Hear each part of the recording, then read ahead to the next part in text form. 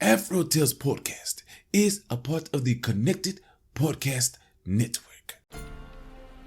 Ahoy, my friends. Welcome aboard the AfroTales Podcast. I'm your storyteller, Aman Mazinga. Join me as we explore the tales that grew from the people of indigenous and African descent in the Americas and the Caribbean. After, come and see me, chef, who will impart upon you a recipe for the story you have just heard. So with no further ado, let us set sail on this new age of exploration. Antuco's luck. There was an orphan boy. His name was Antuco. Country people called him the Little Blade, since he always liked to be sharply dressed. And this Antuco was a cowherd at a ranch in the mountains. His foreman was an old tippler they called Master Anselmo. One day the overseer said to Anselmo, "Cut out that drinking while I replace you with somebody younger." Master Anselmo immediately thought, Antuco, who was a great favorite of the overseer, very reliable and never touched a drop. So from then on, the old foreman took a dislike to Antuco and tried to get him fired. One night, a cow was missing from the paddock, and the foreman told everybody that Antuco was in partnership with the thief. Antuco denied it, but no matter, he was sent away from the ranch without his pay, and the overseer threatened to call the law against him if he didn't leave immediately. So he bundled up what few clothes he had, and without a cent in his pocket, he headed for Santiago to join the army. Because without recommendation, how could he get a job at another ranch? Since he had never been to Santiago and wasn't sure which road to take, he lost time getting started. Before he knew it, it was dark. He took shelter in an abandoned farm, picked up a few sticks to make a fire, and ate some bread. Then he wrapped himself in his blanket and fell asleep. He had a strange dream that night. An old woman was sitting there warming herself by the fire. When he asked who she was, she said, "I'm your luck." "If you're my luck, how could you let me suffer for so long without helping me?" "Because I have been lying asleep at this little farm where you were born, and to wake up I had to have a warmth from a fire only you could light. Now I won't sleep anymore, and I'll help you whenever you need me. You're going to be rich, and you'll make your mark on the world." "How could I be rich when I don't have a pittance in my pocket?" "You'll have the answer from the first Christian you meet on the road. If you don't fail to do him a favor, that is." With these words, the old woman vanished, and Antuco slept on. At daybreak, he set out again for Santiago. After walking a while, he came to a crossroads. Just then, a man came by on horseback, and Antuco asked for directions. The man said, "It's up the road on the right." And he invited Antuco to ride behind him on his horse, since he was taking the same road himself.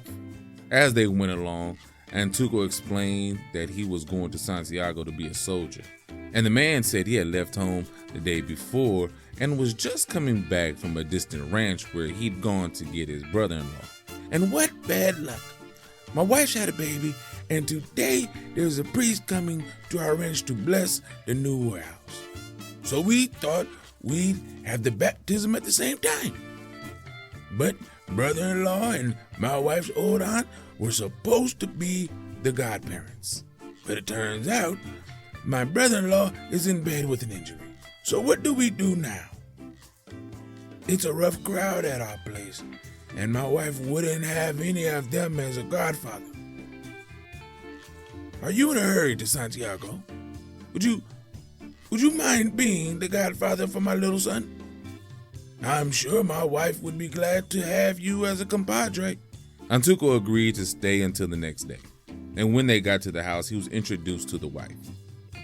Then the husband explained about the brother-in-law, Mina, for that was the woman's name, took a liking to Antuco, and thanked him from the bottom of her heart.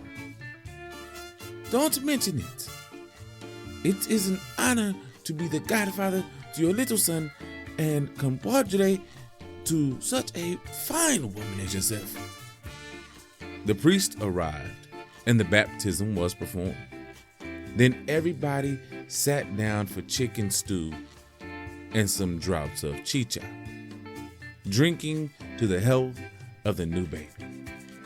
During the meal, Antuco told his dream of the night before and said with a laugh that it had come true, since already he had been asked to do a favor. Bah, said Mina. Such silliness. If dreams came true, my husband would have found a pile of gold, coins, and precious stones by now. Is that so? Said Antuco. Yes, said the husband. Just think. For 3 days I have dreamed every night about a genie came to me and told me that there was a spur in the side of a mountain where I'd find a dead hawthorn with 3 branches in the form of a cross. And buried at the foot of this tree would be a ball of red yarn. And if I tie the yarn to the tree and throw it over my shoulder, it would lead me to an underground passage where I'd find a chest full of gold and jewels. Imagine, compadre, where in the world would you find this famous hawthorn? Mina is right. It's silliness. Antuco sat listening. He knew exactly the place in the mountains where there was a hawthorn shaped like a cross. And what had the old woman promised him? He made up his mind to leave as soon as possible. No need to explain to the compadres. They would only make fun of him. So he simply told them he had decided not to join the military after all, and would be looking for work at another ranch. And it would be better for him to start that afternoon instead of spending the night. He asked to borrow their horse. I'll bring it back tomorrow. He then left the house and rode full speed toward the spot in the mountains where the hawthorn grew. It was night when he got there, but the moon was shining, and he had no trouble finding the tree. He hitched the horse to a boulder and unsheathed his knife, and he began to dig. He lifted out one piece of leather. Wrapped inside was a ball of red yarn that looked like it had been soaked in blood. He tied the yarn to the tree, just as the compadre had said, and gave the ball a toss. As it bounced and rolled, and he ran after it until it stopped beside 3 stones. He picked up the ball, which was still quite hefty, and stuffed it into his pocket. Then he began to pull out the stones. As he moved the first stone, he heard rumbling inside the earth. He moved the second, and the ground shook. Then he moved the third, and the genie rose up, surrounded by flames. The genie sprang toward him, nearly scaring him out of his wits. And to defend himself, he threw the first thing that came to hand, which was nothing more than the ball of yarn. The genie fell to the ground as if he had been hit with a hammer. And in that moment, Antuco knew the yarn had power. As he was about to tie him up, the genie said, little master, do not tie me up with that yarn. Let me be your servant. I am the guardian of the treasure, which I must hand over to the owner of the ball of yarn." "Then get up," said Antuco, "and take me to the treasure." The genie stood up, and the two men walked down the staircase into the earth. And there was a chest full of jewels and gold pieces. Antuco started to fill his pockets, but the genie said, "Little master, don't exert yourself. I'll carry the chest wherever you want it. As long as you hold the red yarn, I am your servant. Whatever you wish, command me." "I command that we be transported to a palace in Santiago. And I command that this horse be returned to my compadres with a bag full of gold." In that instant, Antuco and the genie were in a palace on the Alameda in Santiago. Such furnishings you've never seen. And in one of the bedrooms, Antuco found a wardrobe fit for a lord.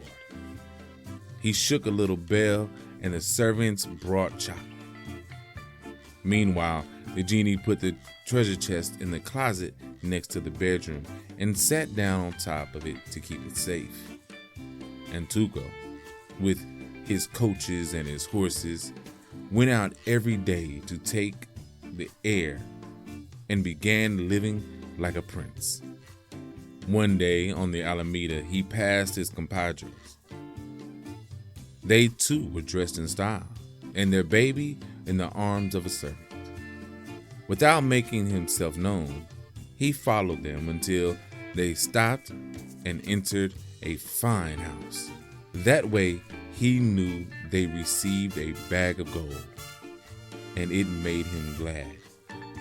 Not long after that, he decided to travel. He wanted to see England and Paris, France. He took out the ball of yarn and ordered a ship furnished with all the luxuries so he could sail to Europe. And the next thing he knew it, word came from Valparaiso that the ship was ready. Antuco went on board with the genie and the treasure chest, and after a few days, they docked at Paris.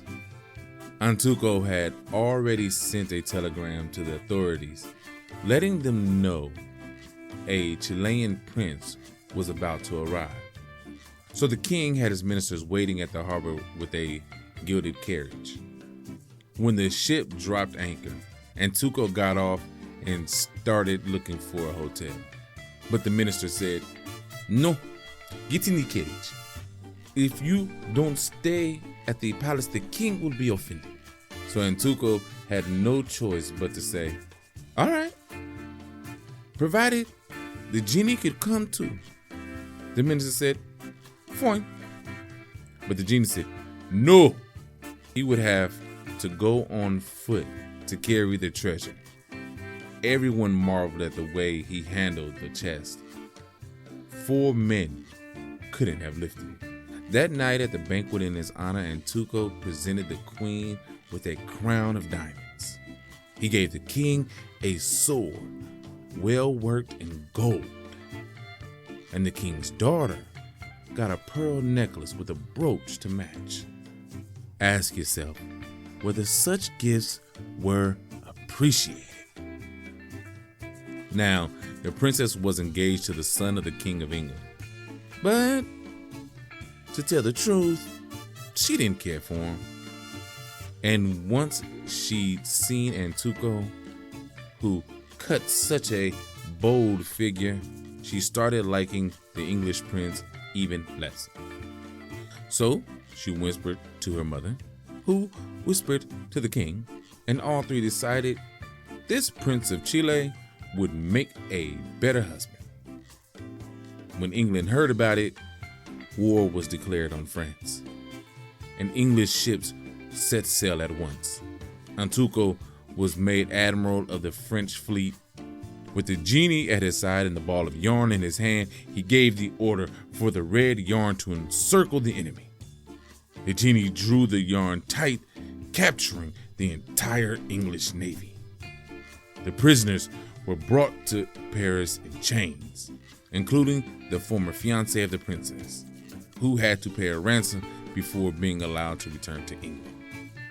So, Antuco married the princess, and on the day of the wedding, they poured chicha for the people of France and drank to their health. When it was his turn to sign the marriage contract, he picked up the pen and wrote his name, Antuco of Chile, Prince of the Hawthorn. The end.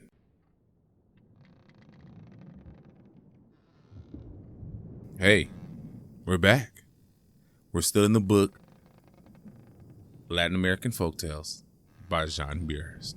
We're still in South America because we're in Chile. All right? Antuco's Luck is an awesome story, right? I love this story a lot, especially toward the end where I felt like it got really fairy tale-ish and everything because, you know, a string capturing all the ships from England and destroying them, and you know, he signs the paper, Prince of Chile and the Prince of Hawthorn and all of that. It was just funny to me. And I know, right? How does it get fairy tale-ish after the whole dream and throwing a piece of yarn over your shoulder and finding a genie with gold and everything like that? And it just did. Okay, it just did. I love this story though. I really feel like it tells you to follow your dreams, right? Follow your dreams. But so before I go further, this story reminded me a lot of the Peddler of Swaffham. So I had to check, right? And yes, it is a lot like the Peddler of Swaffham. And I remember that story because I listened to the Lorman podcast with Alistair Becker King and James Shakeshaft. If you don't know about the Peddler of Swaffham, go listen to that podcast. They're great. But then when I looked at the Peddler of Swaffham and I saw where it got its possible origins from, so it kind of came from one of the greatest folktale books ever, right? Which is the 1001 Nights, the Arabian Nights, the Folktales. And so then it makes sense when you think about the aspects of this story and how it has the genie and the pot of gold and the genie coming out in a burst of flames. That is really particular to the jinn of Arabic culture. Jinn, genie, yeah. You're listening to this, you know that jinn and genie are similar words, right? But the whole genie being on fire, coming out in flames and everything like that, that is, if you look at a lot of Middle Eastern folklore and especially Arabic folklore, Muslim, in the Muslim faith, the jinn are a lot of times surrounded by fire. So that aspect right there kind of keyed. I'm like, this is kind of an Arabic type thing. And then the dreams and everything like that. These kind of stories are all over the world. And so could it have been influenced by one of them? Sure. Or could it be homegrown from Chile? Yes, because common thinking happens all around the world, it just happens. But I love this story a lot. It was fun. I read through it like numerous times before I presented it. I apologize for any mispronunciations. I'm not from Chile, so if you've gotten this far, I'm not from Chile. But anyway, as usual, go see Chef. He has a wonderful recipe for you coming out of Chile. And we're back. So the voyage has begun again, and we are off and running. And until we meet again for the next story, obviously coming out of Argentina, as always, have a blessed day.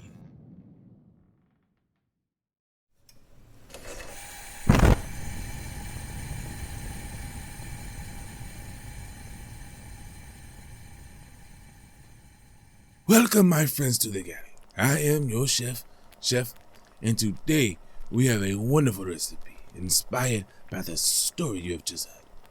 Today, we will be creating Cazuela. Now, what will you need for this recipe? 6 drumsticks or thighs, 3 cups cubed peeled butternut squash, 1-inch cubes, please. 6 small potatoes peeled, 6 pieces of fresh or frozen corn on the cob, 2 inches is all you need. 3 carrots cut into 1-inch chunks, 6 cans, that is 14.5 ounces each, of chicken broth, hot cooked rice, hot pepper, salt and pepper to taste, and of course some minced fresh cilantro or parsley. Now, how do we put this together? Easy.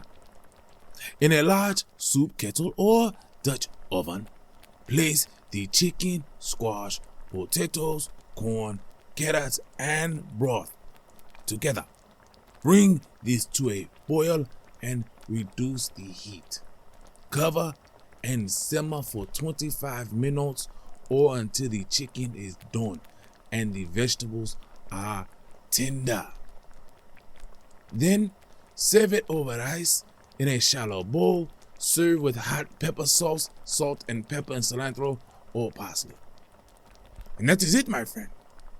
There you have it. Now, go and make this recipe yours. And until I have another wonderful recipe for you, remember Antuco and his luck. Follow your dreams. And until next time, my friends, as always, enjoy.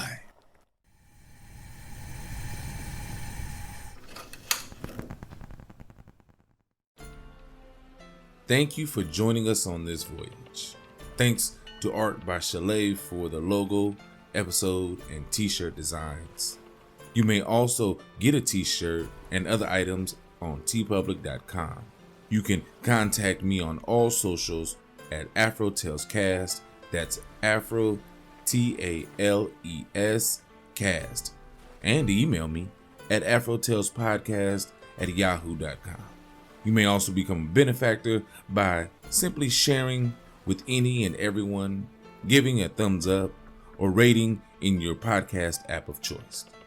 If you wish to donate, I am on Patreon and Ko-fi.com. That's ko-fi.com. So, until we meet again, may your winds be fair and your seas follow.